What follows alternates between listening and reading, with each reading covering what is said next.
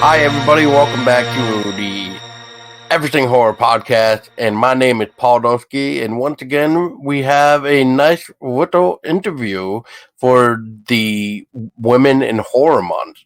And with us is another author, but she's got like 2, maybe 3 books under her name, which she can correct me there. But as far as I know, it's 2. But she also has her work spread out other like collections. So without further ado, this is Red Lagoe. Yeah, Red Lagoe. That's me. Yeah, you're right. I have 2 books, 2 novels. Well, no, I'm gonna stop there. I have 1 novel out, Fair Haven. That was my first book, and then I have a collection of short stories coming out at the end of the month. Right, yeah. And that comes out the 24th or 28th or something like that, right? Yep, the 28th. Lucid Screams. Yes, and I recently read that for you and did a nice little write-up without hopefully going into too much, because I know how some reviewers are. They like to either go into each individual story, or it kind of gives you like I guess sort of what I did, a kind of rough idea of what you kind of talk about without saying too much either. Yeah, it was a beautiful review. I loved it. I actually used part of it as a blurb for the back of the book. Oh, really? Oh, I'll have to. I'll have to get it then, so that way I can add it to the collection, or go get it for you at least, so that way I can have it for the collection, I guess, that I got going on. Oh, yeah. Yeah. Let's just say it right now. When you actually get your own personal copy, let me know, and I'll reach out to you for one personally from you. Yeah, sounds good. Yeah. So, Red, for those listening, like myself and stuff, because I actually found you last year for the Women in Horror, actually, but I didn't really get a chance to read your Fair Haven thing because I just had so much going on, considering, it was Women in Horror Month, and I was trying to even figure out what I was doing around that time anyway, so not that much was really going on with us. But anyway, yes, I do remember Fair Haven. You were giving it out for free, I think, for the first week of Women in Horror Month, actually. And so I snapped it, and I'm like, okay, I'm going to get to this. And then I never got to it. And then like, I do that all the time. And yeah, me too. It's like, oh, I can't wait to read this. And then you get it, and it's just like, oh. Yeah, life kind of gets in the way, and then you don't get around to everything that you want to read. I have a ton on my shelf that I mean to read, and then I just don't get to it. Yeah, I kind of have like one of those like backlist thing where it's just like, I need to catch up on all these before I even catch up on this. So it's like, oh boy, trying to play the catch up game. And yeah, and then I saw you make a post about you were bringing out this book, Lucid Screams, and I was like, okay, I gotta reach out to her because I wanna like see more of what she can do. And plus, I keep seeing your posts about submitting your stories to these collections, I guess. That, am I right about that? It's like they're collections of other people's stories, or how does that work? Yeah, so a few years ago, so what was it, 2017, I released Fair Haven, and that was kind of a practice novel. I didn't really know what I was doing. I knew I wanted to write, I knew I wanted to create, but I didn't have a lot of experience under my belt. And so while I was writing Fair Haven, it was like a 2-year process.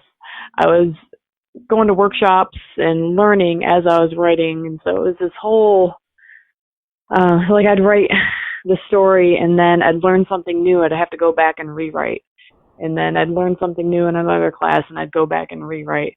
And eventually it got to the point where Fair Haven became less of a practice novel and more of like I had too much of my heart and soul in it. And so people that had read it told me I should go ahead and release it. And so I did. I sent it to as many beta readers as I could and did as many edits as I could and released it. And people seem to like it.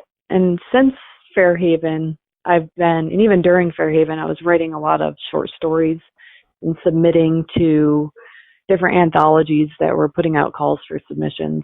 And for a couple years, I'd only get an acceptance every so often, like maybe 3 a year. And then the acceptances started rolling in a little more consistently last year. And that's when I decided, hey, maybe my writing's getting a little bit better and I should take all these short stories and put them into a collection. And that's what Lucid Screams is. Lucid Screams are all those short stories, well, almost all the short stories that got accepted, and then a few new ones too. And I'm releasing it February 28th. Fair enough. And for those listening, can you describe yourself a little bit of like what made you kind of start wanting to write, and what made you even want to become an author? Yeah. So right now I write horror stories, and I substitute at an elementary school. Prior to that, before I started writing, I was working as a veterinary assistant, and I did some technician work for a while. And I got to this point in my career where I wasn't really making a lot of money. I wasn't making enough to pay for daycare and gas to get to work. And so I had to make the call as to whether or not to keep working. And so I became a stay-at-home mom for a short time. And like domestic life, that's horror. I couldn't handle it. I didn't have the chops for it. I decided to start writing. I needed to create, and I didn't know what to create. And so I started writing children's books. I experimented with genres, and it didn't come to me right away that I wanted to write horror until I wrote that first horror story. And then I realized all these children's books I was trying to write were too dark, and it just made sense that horror just kind of clicked with me. And so that's what I've been sticking with ever since about 2016 was horror. Nice. Did you have any inspiration from any other author that you kind of looked up to, or that you always had to read their latest book, or that came out just because you just loved the way the specific author, I guess, spoke to you? Not before I started writing. So before, and this is blasphemy, I know, and I'm probably going to be like condemned for it, but I didn't read a lot of fiction prior to writing. I knew I had the stories, I had that creative urge, but I wasn't reading a lot of fiction. Most of what I read was nonfiction articles and stuff like that. And so when I decided to start writing, and I started learning about writing, I realized I need to know my genre. I need to start reading more. And so I tried to read some Stephen King. I tried to read just kind of his backlog, and I didn't get very far because all these new writers are out there, and I had to give them a chance. And so I'm kind of a fairly new horror reader also in the past few years. But the ones that kind of speak to me, the ones that stood out are Paul Tremblay. I read his Disappearance on Devil's Rock and Cabin at the End of the World, and I loved those. I loved his style. I read some Sarah Tatlinger. I loved her work. So I'm kind of learning as I'm learning to write. I'm learning a lot about the different authors out there as I write. Yeah. I mean, everybody has their own way, and usually sometimes people have, this one specific author that they like to read, and every time they get a new book out, it's always like, I need to get it day one it comes out sort of thing, just because, it's just that the click, I guess, like, the work off the page. And at least and for me, mean, that's what it did for me too. No, you're good. I was just gonna say, for me, I think that would be Paul Tremblay, even though it's fairly a new obsession. He's the one that I read, and it really clicked, and I like his style.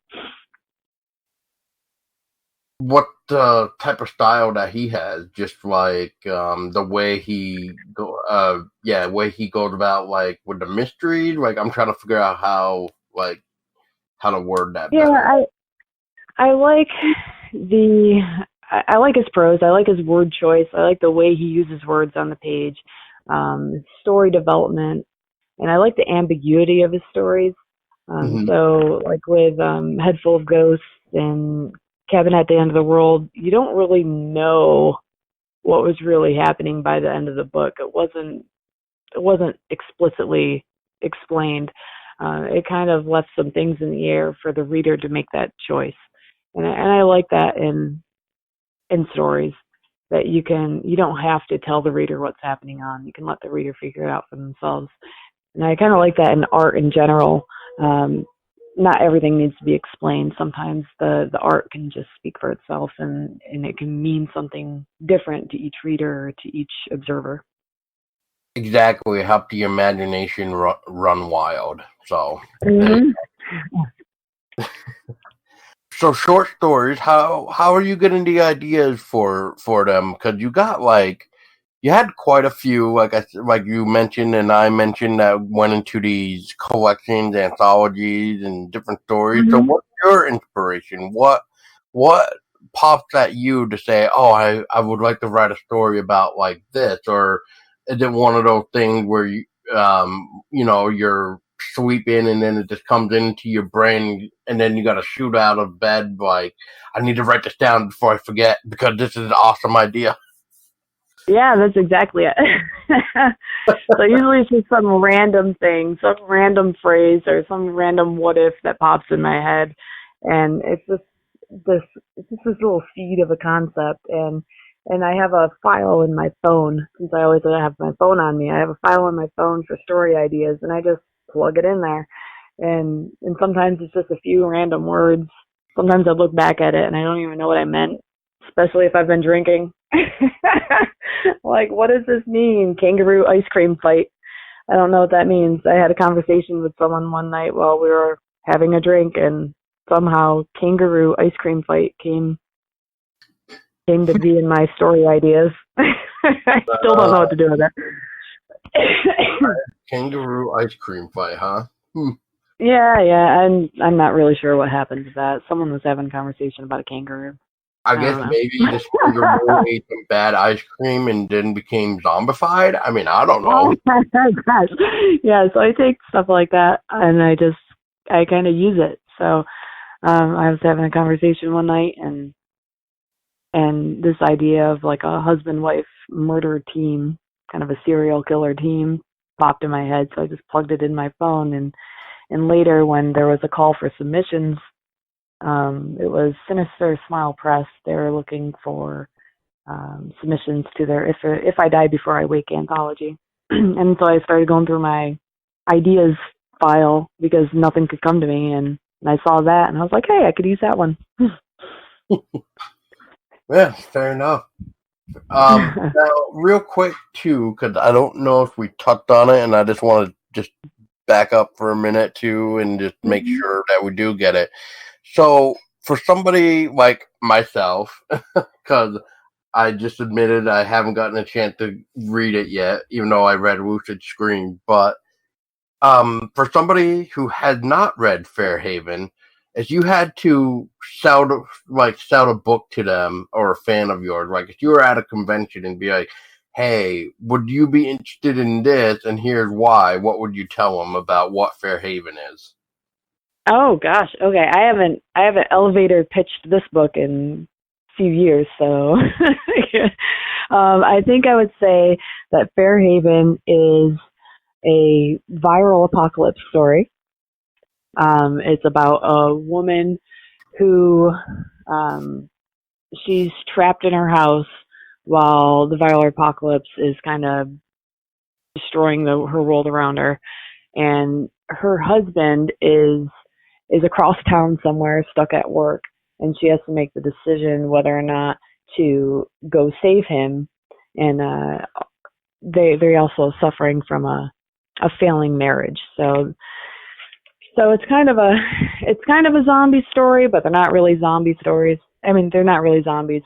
They're it's like a rabies super virus, and it's the zombie story I always wanted to tell because I love zombies, but the problem I have with them is that they just keep going, and like they should be dead. Like there's no way their bodies can keep going. So my quote unquote zombies are more like people that are suffering from this really advanced form of rabies. So you can shoot them in the heart, and they'll keep going for probably a few seconds, but eventually their brain supply is not going to get oxygen anymore, and they'll die. Okay.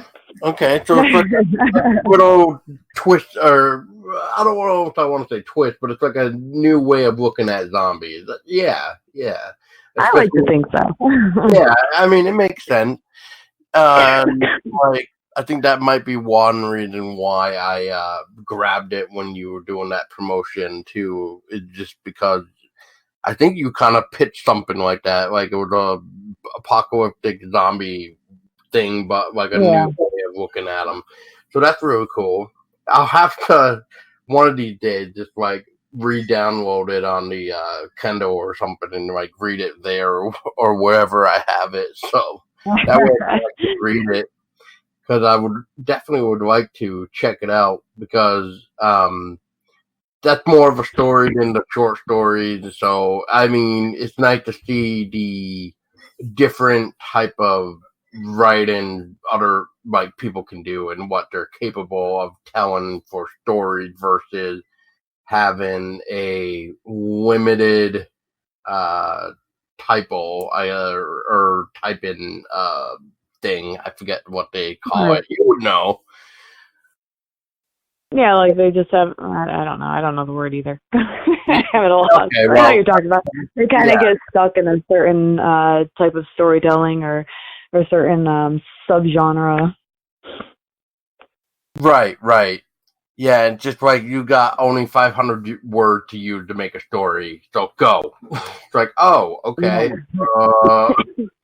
Let me think about that for a second. All right. That's tough. That's helped me. Those little flash fiction challenges like that have actually, I think, they've helped me grow as a writer, because you don't have as many words to play with, so only the most important words count. So when you're writing flash fiction where you only have 500 words or even 1,000 words, like you really got to make those words count and be able to tell a story. And so I love those challenges, those little flash fiction pieces. Yeah, I agree. Those are always like the best because it kind of makes you become that better writer too, where you can be like, well, how can I make this better? Or what didn't work in this one story that I don't make the same mistake again, or what worked so I can maybe make it better for this story or something like that. Yeah, it's great for sure. Is there any stories or any parts of Fairhaven, just like in general, I guess, like throughout your entire writing career, is there any one that you kind of wish you could go back and fix? I think it'd be Fairhaven. Because, like I said, Fairhaven, I was still new. I mean, I'm still a new writer, and I'm still learning.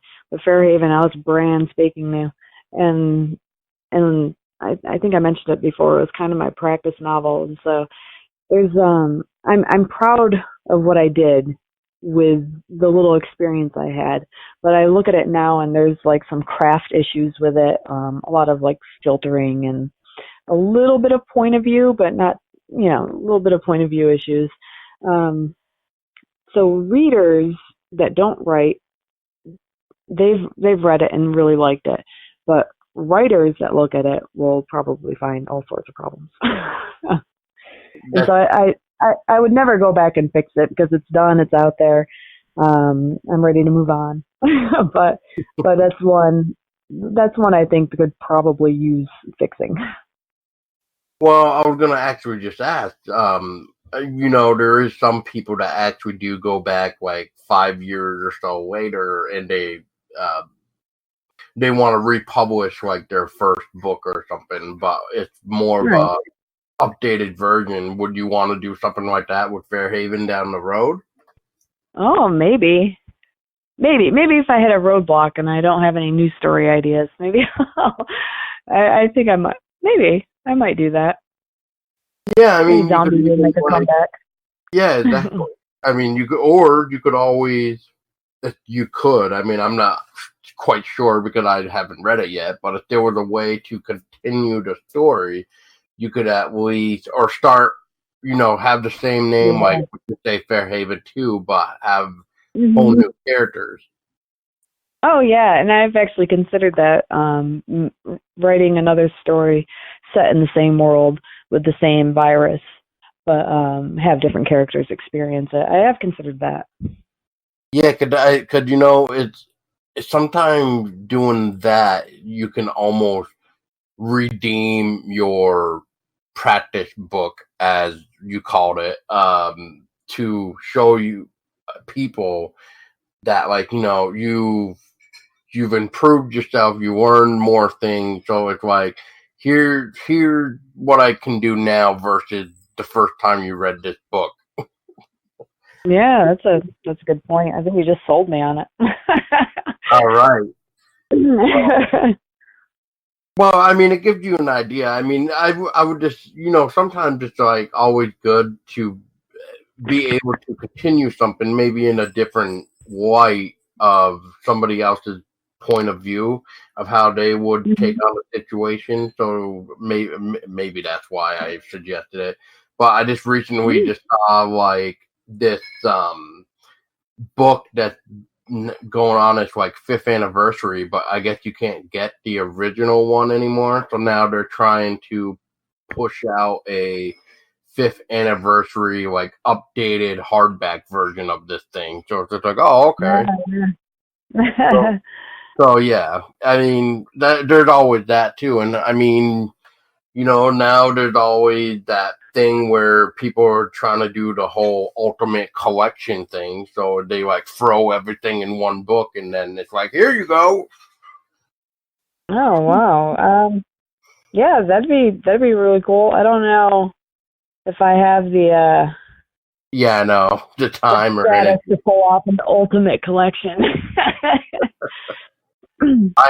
Well, you never know. You never know if that ride is there or that, yeah, that ride, because I guess you would want to ride the wave of the adventure to like make it happen. Then yeah, I mean, Hmm. there's always that. So more power to anybody, really. Which Yeah. who did the cover art for? My cover art. I did. You mean for Lucid Screams? For Root to Scream, Fairhaven. For Lucid Screams, I did the cover art, and it's partially illustrated, and I did the illustrations inside. It was actually my first time playing around with charcoals, which is crazy because I took, I wasn't technically an art major, but I took a lot of art electives in high school and college, and I had never really messed around with charcoals, and so I picked them up because I like the moodiness of charcoals, if that makes sense, and I started playing with them, and it just kind of flowed out of me, and so I went ahead and did the cover for Lucid Screens, and it turned out that was actually supposed to be a practice drawing with watercolor and charcoal, and it actually turned out a lot nicer than I was expecting, so I used it as the cover. For Fairhaven, I had the concept in mind, but I wasn't great with Photoshop, so I gave the concept to my husband, and he played around with it on Photoshop, and he did the design of the cover because he actually did a lot of Photoshop and design classes in college. Wow. Well, It's always cheaper that way too, to do it yourself, I will say, or find somebody that you know who's really good that wouldn't mind helping you out. So it's always good. I know. Then there's always a risk doing it yourself too, especially if you're not a professional, because it can turn out pretty bad, and a bad cover is gonna is gonna hurt you. And so there are some flaws with my covers, but I think they're okay. Considering I don't have the money to pay. Yeah, exactly. I'm sorry? I was saying, as long as you like them, then who cares, really? I mean, it's just, I mean, the readers should care, but I mean, the way you're looking at the way I look at it is, it's your creation. If you like the cover, then run with it, because otherwise, yeah, you might have some people that complain all the time because of something. Oh, this shouldn't have been here. This represents something completely different. Blah blah blah. And it's like, I like that philosophy.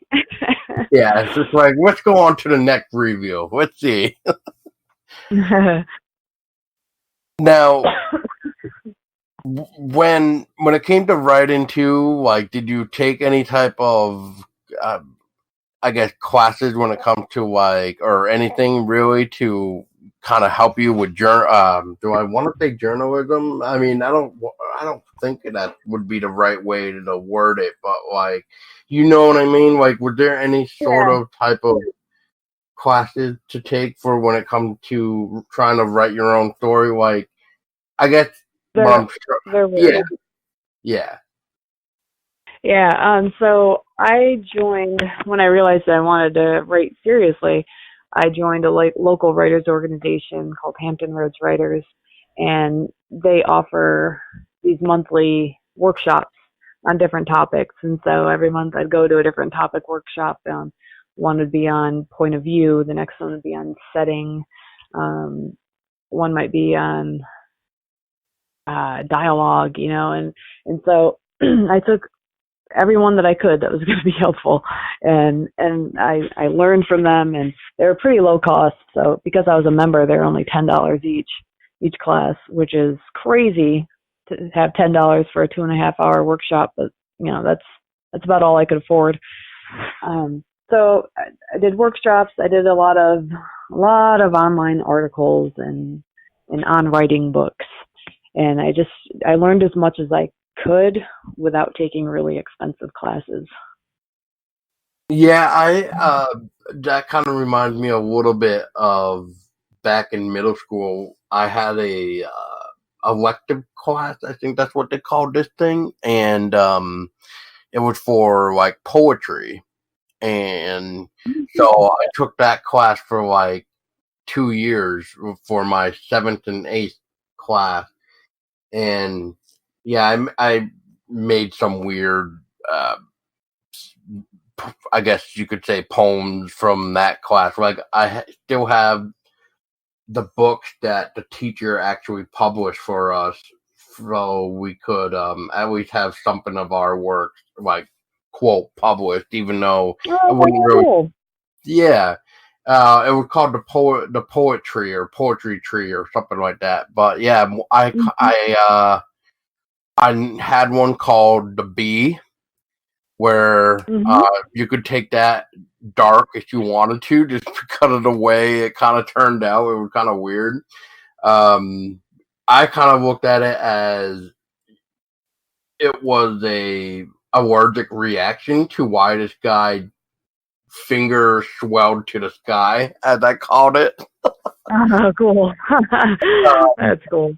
Yeah, I still remember like a little bit about it, but like, and then another published one that I had was called "Come With Me," which was pretty much like I was trying to talk about, like, if we could come with me to like a magical place where everything was free and stuff like that, we could all like have fun and stuff like that. But of course, that was me. Yeah, we did. Yeah, right. And then of course I write this thing called The Bee, and it's talking about how this guy got stung on the finger, sat on his couch or something like that, and then his finger swelled to the sky. So yeah, whatever. No, that's really cool. And those moments, especially when you're that age, when you're that young, those moments they mean a lot. I think they kind of plant a seed in kids to pursue those things later in life, even if it's not immediately. Eventually, they might go back to it. I wrote a short story back when I was like 11 years old, and my mom read it and she typed it up on her like legit typewriter, and and she edited it for me. Yeah, and because I wrote it in handwriting and she typed it up, and like she was really encouraging. She was like, you should write, but it wasn't anything that I thought I wanted to do. And then what happened when I grew up, and it wasn't until I was 30 something years old that I was like, hey, maybe I should write. So I think those moments when you're young, when someone sees your work and does something with it, like your teacher published it, and that's amazing. That's so important for kids to have some kind of role model in their life, some kind of person that's willing to kind of advocate for them and do those things to encourage them to be creative. That makes a lot of sense, actually. I like that. I like that a lot. I actually just found the BT if you would like to hear it. Yeah, let's do it. So this is like officially like almost 20 years old. So I'm not even lying. Like, yeah, 2000 was when I wrote this thing back in middle school. So it's so this is called The Bee by me, Podolsky. Buzz said the bee, then he flew into a tree. Oh, gee, that guy is going to swat me. Buzz said the bee. As he strung him with his stinger right on the finger, the man yelled, ouch, and went home to sit on his couch. Buzz said the bee. He lay down to die slowly. Goodbye, said the guy as his fingers went to the sky. So that was my bee. Yeah. I love it. Like I said, pretty dark if you want to look at it dark, because I did say this, the man go to die on a couch pretty much. Yeah. So, yeah. Kind of, I just thought that was just funny. Yeah. Yeah. Oh, that's pretty amazing. I have like 2 stories from when I was a kid that I think I kept, and one was called Creature from Over the Hill, and it was highly influenced by the movie Watchers. I don't know if you remember that, Jem. It's from the 80s. Corey Haim was in it. I had a major crush on him. There's like this creature, and this dog could sense the creature. I haven't seen it in ages, and I don't know. Corey Haim had to defeat the creature, and the dog was just pale. Anyway, and so my story was very much influenced by that. There's this girl, 17, home alone. She was at a cabin. She had a dog, and there's this creature that like landed in a comet or something, and and she had to fight it. And she was like making Molotov cocktails. And I really worried my mom, because she was like, "How do you know how to make those explosives?" Because I watch movies, Mom. So that was one of them that I still have, and then the other one I still have is it's a screenplay that I had to write for class called Brains, where these and there might be a VHS video of me and 2 other classmates out there acting it out. But basically, we got in a car accident and our brains weren't working right, and we kept. I think it ended up being more like a multiple personality disorder situation, but we were killing people. We were like 12. That was the darkest story in the whole class. Oh man. Yeah, I thought fun to go back and revisit.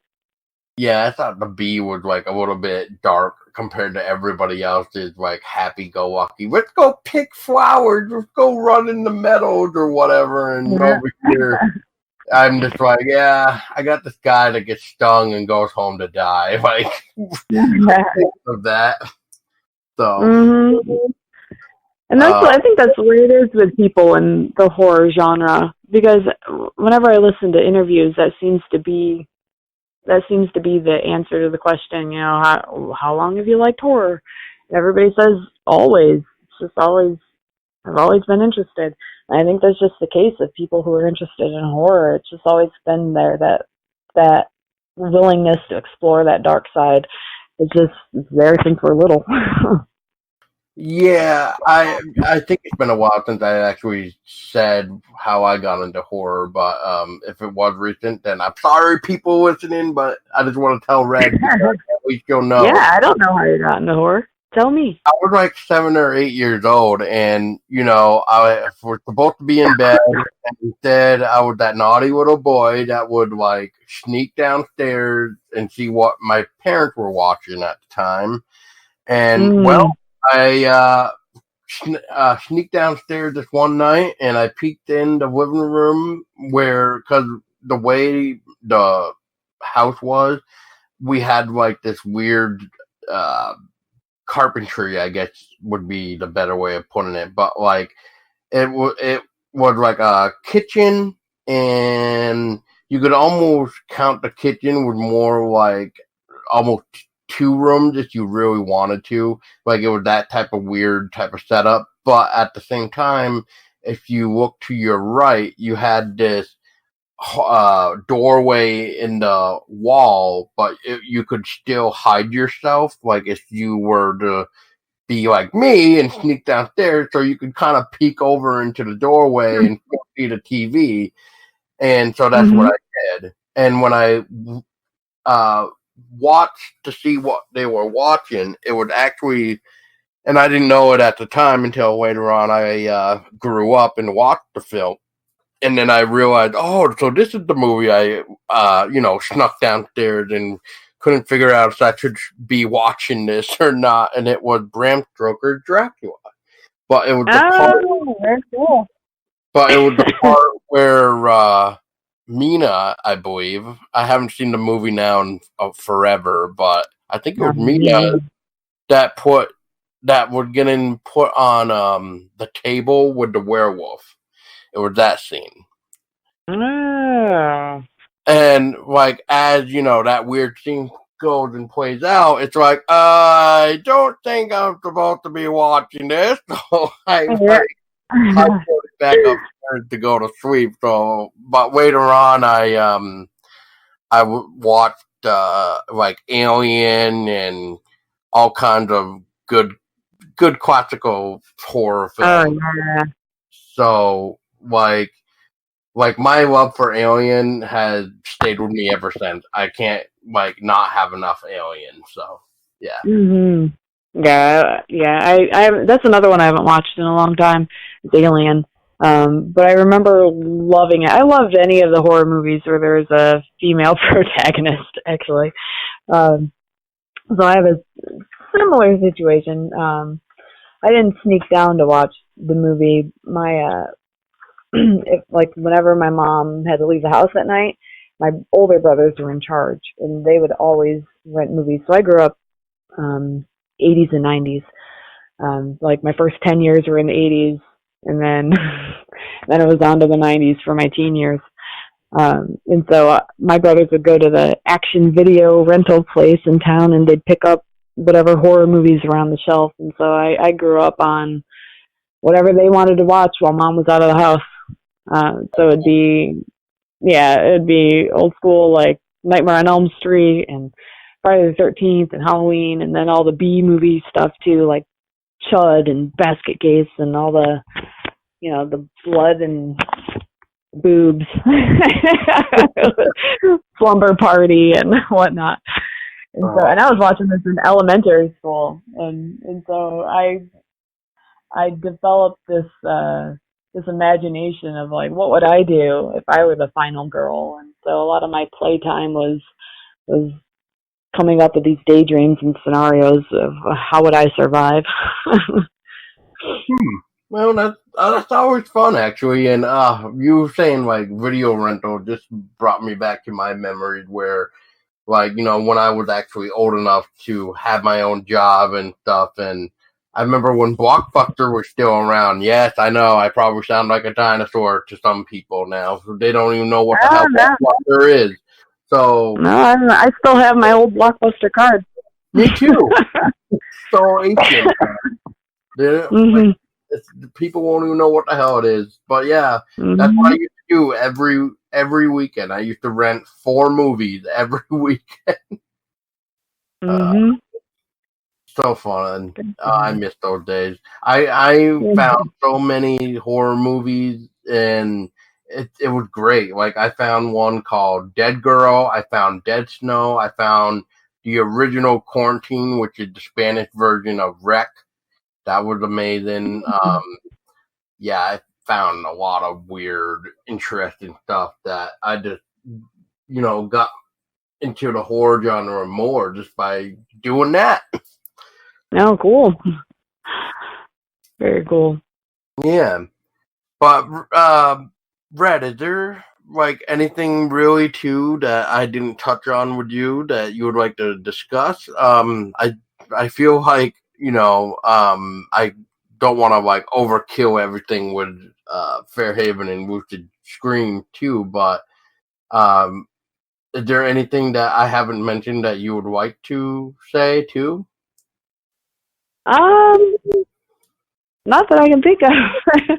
No, my big thing is Lucid Screams because it comes out on the 28th, and I'm just super excited about it. And so far the reviews have been good. Well, I just hope good reviews keep coming in.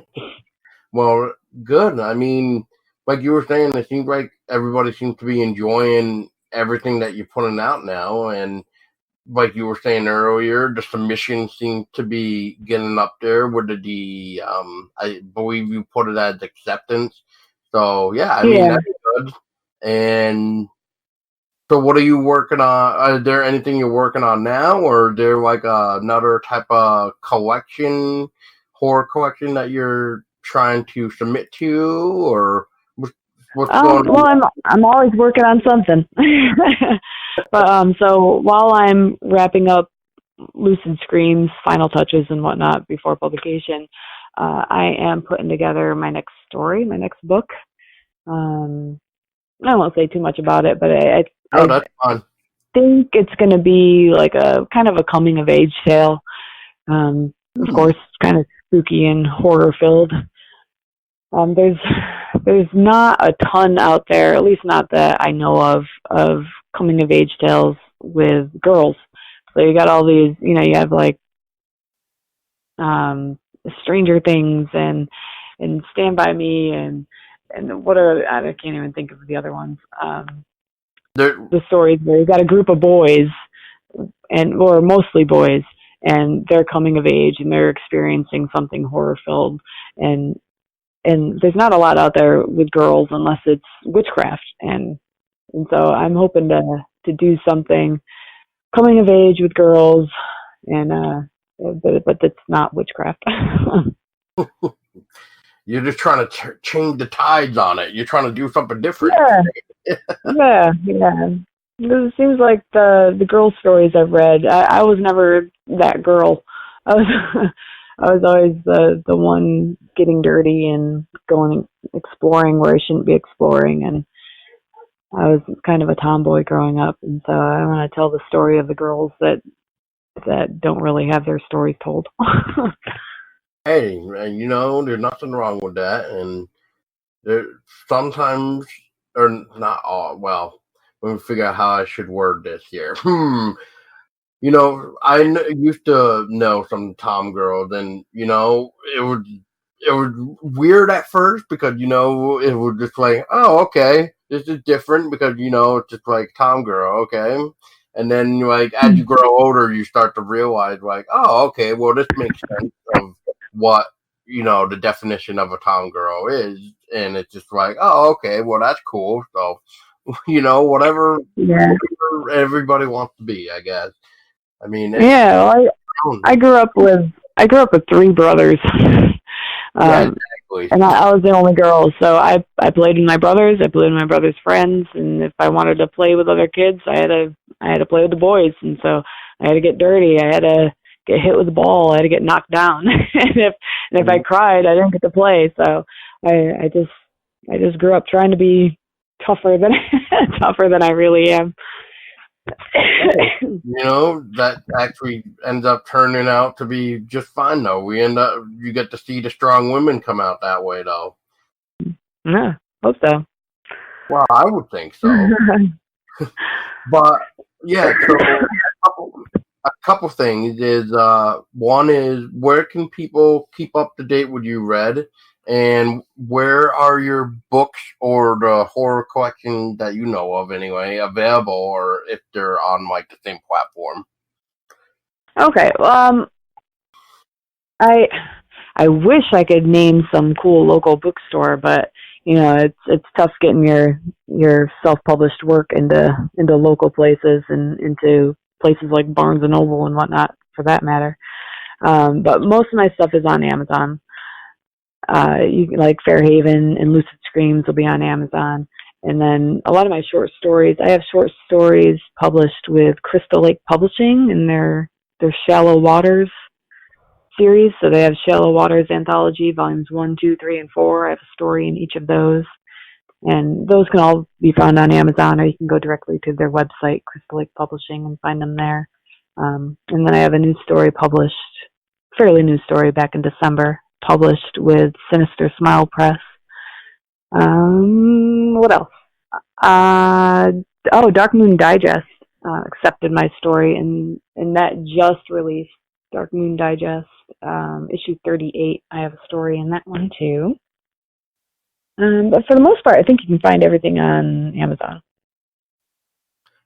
Yes, I have seen a lot of stuff on Amazon, and actually, to be honest, I just found 2 titles. One is one of the horror collections, and the other one is actually Fairhaven on Barnes and Noble, to be honest. So yeah, I've seen some of the stuff on Barnes and Noble too. Yeah, but it just looks like you just need to request your book in at Barnes and Nobles. So, which is fine, because usually that's how you get your work in places anyway. So yeah, Barnes and Noble is kind of a stickler about self-published work. It has to be, your sales have to be pretty darn good to get into the big bookstores like that. Right, but as long as we get people that request it, though, you have that much more of a chance to get in too. Yeah. Go request my book at your local Barnes and Noble or your local bookstore, whatever it may be. Exactly.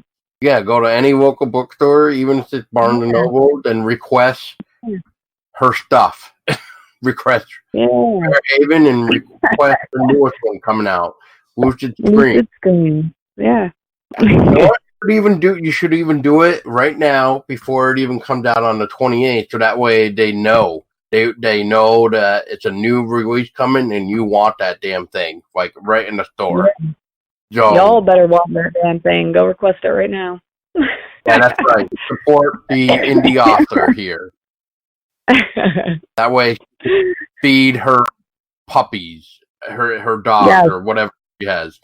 I don't even know what animal you have, but actually, I know you have a dog, so yeah, that works. A puppy, yes. Yeah, I have kids too, but they can fend for themselves. Feed my dogs. Yeah, the kids can eat dirt because kids love dirt. They like to make mud pies too, so Yeah. That's funny. Well, Red, so to wrap this up real quick too is like I mentioned at the beginning, it is Women in Horror Month. So what does Women in Horror Month mean to you? Women in Horror Month was kind of a surprise to me because I learned about it right after I started writing, and I thought, oh wow, this is like the way to actually be heard a little more. So, and also I didn't even realize this year, I didn't even realize that when I set the release date for Lucid Screens. I didn't know that it was actually during Women in Horror Month. I forgot that was during February. Excuse me. So, like, probably like a few years ago when I started writing and reading more horror, I went to, the bookstore, and I looked on the horror section, and it was mostly men, mostly men on the shelves. Those are the ones that are really getting shelf space. And then I Googled, horror authors, and probably a good 75% of what showed up were male authors, with the exception of Mary Shelley, who's not even alive, and Shirley Jackson, Anne Rice, the giants. But there weren't a lot of other lesser known female writers on the shelves or popping up on Google. So Women in Horror Month is just kind of a cool time to make space for those lesser known female authors, and I'm happy with it. I like to see that, at least now in the horror community, like when I'm on Twitter and I see people in the horror community, there does seem to be a lot more room for women at the table. I'm seeing a lot more recognition for women. But I would really like to see more of them on those shelves, more of them published by the big five companies, and so hopefully this month will, just give recognition to those underrepresented writers. Yeah, I like that. I like that answer. And the final question that I have for the women in horror is there any women, whether it be actor, director, writer, pretty much anybody, any female at the time that inspired you, who you look up to or anything like that? Yeah, I am. So I've only read one of her works, but Sarah Tatlinger. I really enjoyed her novella, To Be Devoured. I loved her writing style. I loved her storytelling. It just moved me from one page to the next. I tend to do not finish a lot of books because they just lose me. They lose my attention, and it's not that it's bad. I need to be pushed from one page to the next, and her writing really did that. And also Laurel Hightower. I think she just did her debut novel last year, I think. And I just read that for my first book in January, and it was so cool. It was such good writing, and it blew me away that it was her debut novel too. So I kind of aspire to be a better writer looking at their works. I'll have to check these out now too. So they sound Laurel Hightower wrote Whispers in the Dark. And Sarah Tantlinger, I'm not sure if I'm pronouncing her name right, but she wrote To Be Devoured, and they were both pretty good. Yeah, I'll have to look them up right after this so I can check them out and see if add them to your list. Yeah, add them to my list for sure. Yeah. Waiting. But I will eventually. There will be a light at the end of that tunnel. Yeah, well, read those before you read Fairhaven. Fairhaven is. Oh, geez. Come on. Fairhaven can wait. Oh, boy.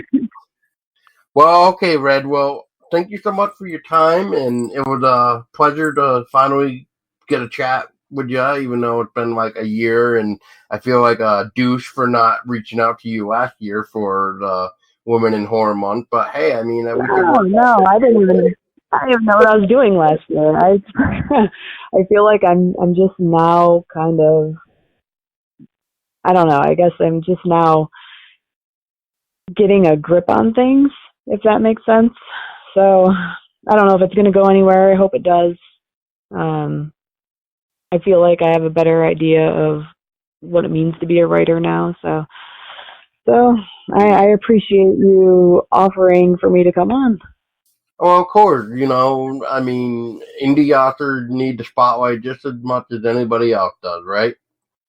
Yeah, if not more, because nobody knows what we're doing. That's true.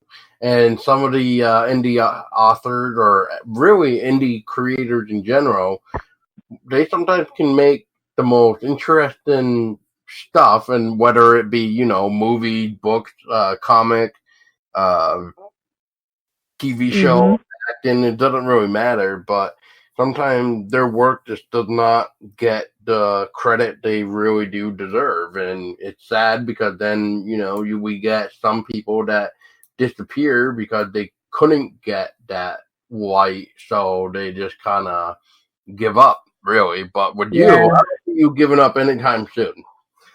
No, I don't have. I'm not a quitter. Like I Well, that's have this. right. I have this need to succeed at things. I've always been. I don't want to call myself competitive. I'm competitive in other things, but for writing, I'm very, I guess, competitive with myself. I need to do better for myself. That's right. And the only way to get better is by learning more of what we can do and not do. Yep. I just gonna keep writing and keep submitting and see what happens. And there you go. Well, more power to you, Red, and I can't wait to check out any of your other upcoming stuff as well. So thank you again for your time. Yeah, thank you. You're very welcome. And for everybody else listening, make sure to, like we were talking about, go to your local bookstore. And if you don't know where a local bookstore is, well, I guess that's what Google is for, right? You just go to google.com, type in local bookstores, and boom, it will tell you.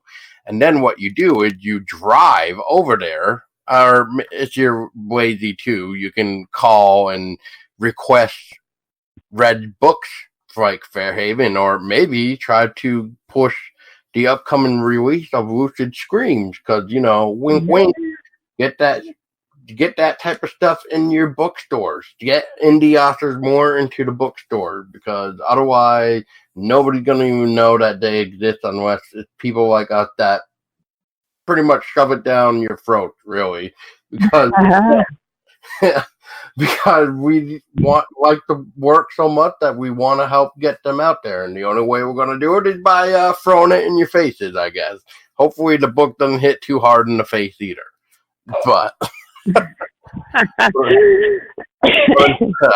until next time, everybody, make sure you look behind every corner, every nook and cranny. Don't get bitten by this zombie thing. And if you do get bitten, well, I guess get shot in the heart, because then you won't have the oxygen to breathe to go to your brain, and then you will die. Otherwise, I guess, man, what could I even say to this? Make sure when you're walking, either in the forest or stumbling upon something really weird that may be in the shape of a penis or something, I mean, but hope it's not a lucid scream. So until next time, everybody, stay scary.